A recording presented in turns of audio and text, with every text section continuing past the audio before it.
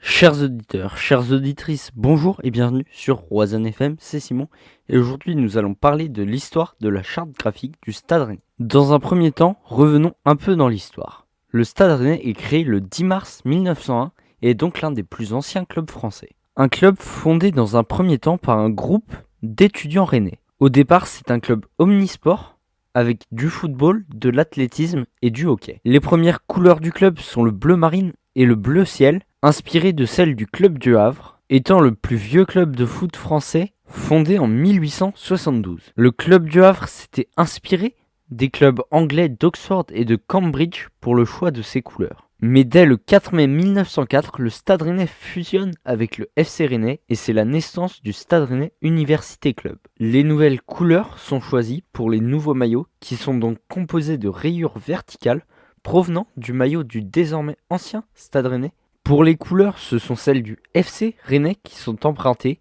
et ces couleurs sont les légendaires rouge et noir qui sont toujours les couleurs actuelles du club. Le rouge venant du surnom de la ville de Rennes au Moyen-Âge qui était dite la ville rouge. Le rouge représente également la laïcité sur le maillot et le noir lui représente le catholicisme. Voilà pour la partie maillot avec des couleurs qui n'ont pas été changées de nos jours malgré une grande diversité de maillots depuis le temps.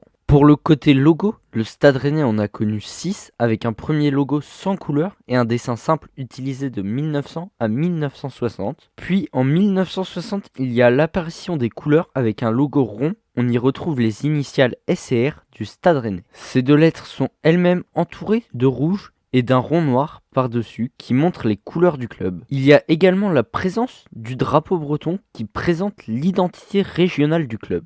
Ce logo est utilisé jusqu'en 1972, année à laquelle il est remplacé par un logo qui prend la forme d'un bouclier dans lequel on retrouve une nouvelle fois les couleurs rouge et noir qui sont mises en opposition avec le noir à droite et le rouge à la gauche. Elles sont séparées par un liseré de couleur dorée, même couleur dorée pour le nom du club écrit en haut de ce logo. Enfin, il y a l'apparition de l'élément qui deviendra principal et c'est l'apparition des deux hermines blanches au milieu du logo qui représentent la Bretagne, région du club.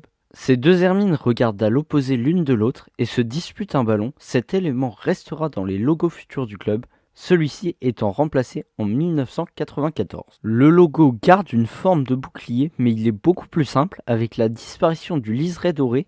Le nom du club reste en haut avec l'ajout des deux lettres FC qui complète le nom. Ce logo aura été utilisé jusqu'en 1997 où il est changé pour un logo qui perd la forme de bouclier. On garde les deux hermines qui elles-mêmes gardent la même position, toujours avec le noir à droite et le rouge à gauche. Le nom du club lui passe en dessous du logo et il est complet avec le Stade Rennais Football Club. Ce logo est utilisé pendant seulement 6 ans et il est remplacé en 2003 par le logo actuel du club. Ce côté récupère la forme de bouclier et le liseré doré réapparaît également.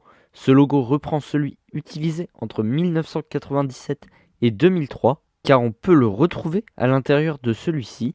Il est entouré une nouvelle fois par le rouge et le noir, toujours mis en opposition, mais cette fois il change de côté avec le rouge à droite et le noir à gauche. Une nouvelle inscription est mise étant celle de la date de création du club. Le 1901 est inscrit en bas du logo en doré. Nous pourrions encore parler longuement de ces nombreux logos, mais le logo actuel résume parfaitement le club avec l'aspect historique. L'inscription 1901 le représente parfaitement. Les deux hermines, elles représentent à la perfection l'attachement historique du club à sa région et la forme de bouclier représente très bien le côté guerrier du club qui a su résister à pas mal de soucis. Mais cela, nous en parlerons dans une prochaine émission sur l'histoire du club.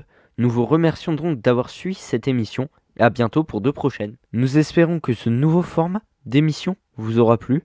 N'hésitez pas à nous le dire en commentaire. Nous vous invitons également à liker et partager cette vidéo. Et pour nous aider encore plus, n'hésitez pas à vous abonner à la chaîne.